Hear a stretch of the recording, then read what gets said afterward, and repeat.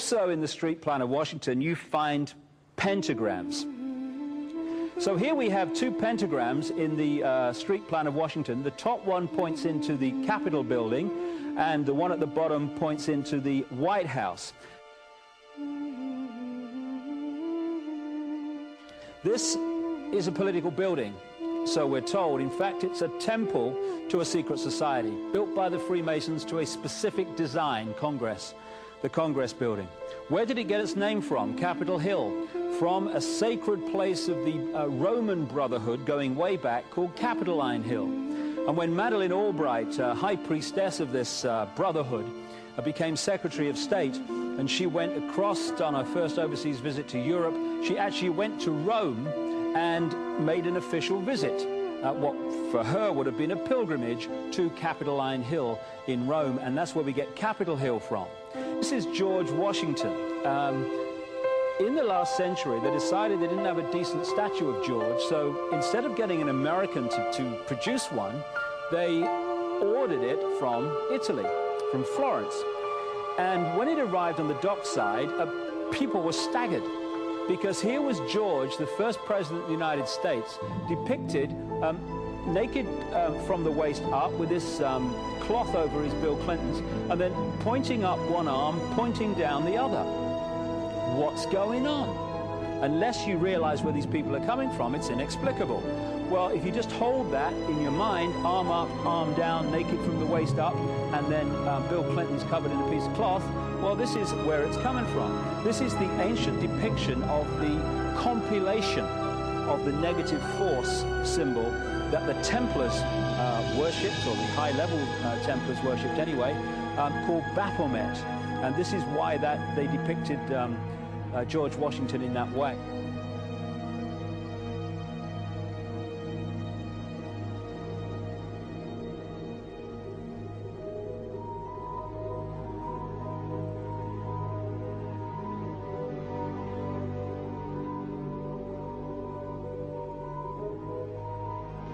What has come to light is that it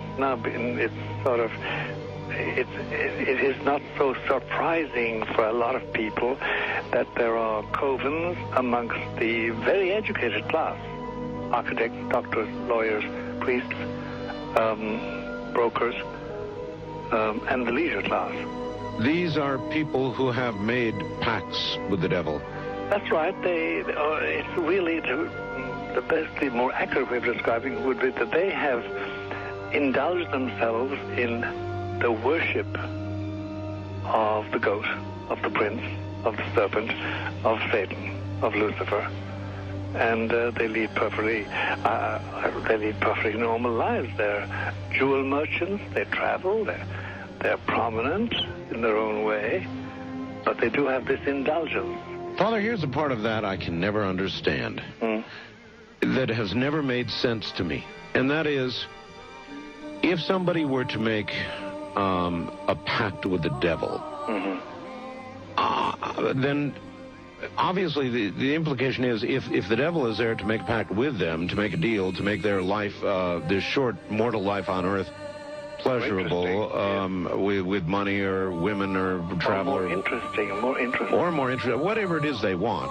Yes. Then they are aware of the presence of the devil, and they are obviously aware then of the presence of God as well, and they nevertheless make a conscious, stupid, short-term, blind choice to take what they can get in this lifetime. And to embrace one, you must embrace the other. It's not like it's some wishy-washy person. I know you do. It is a very not easy to understand, except when you talk with them, when they let their hair down and peel grapes, as we say, and when they're on their way to being cured of what or healed is the proper word. You find that there's an exhilaration and a satisfaction which is both sensual and sexual and mental when they really indulge in Luciferian worship. There is a peculiar exhilaration. Like a drug, then? Yes, it's a peculiar exhilaration. And of course, the godly instincts in us all, the angelic in us all, because we all have something angelic and something godly, besides everything else, a lot of other negative things, that is quenched. And you find in them a horror of anything, what we call sacred and holy, or sacrosanct, or the idea of the idea of the sacred, of the awesome.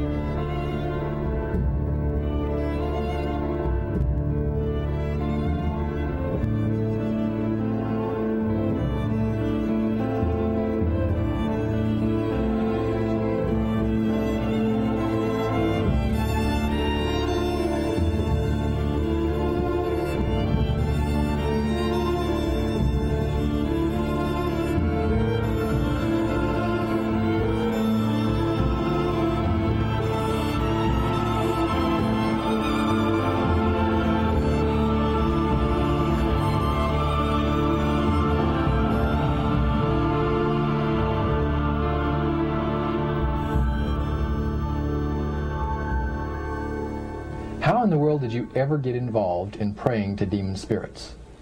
A fellow that had been on a particular ship with me, he told me, "Hey, I got something fantastic to tell you." He said, "I am affiliated with people that speak with the spirits of the dead. How would you like to talk to the spirit of your dead mother?" And I was shocked. I was shocked. He said, "You wouldn't be afraid of talking to the spirit of your dead mother, would you?" Well, I said, "I'll tell you what, I would have to give that some thought, because it's something I never thought about before in my life." Most of us probably haven't. A little afraid of something like that. Well, he says, you know, it's written all over your face. You're afraid of going to a seance. But he says, "I know you. He says, you're going to come."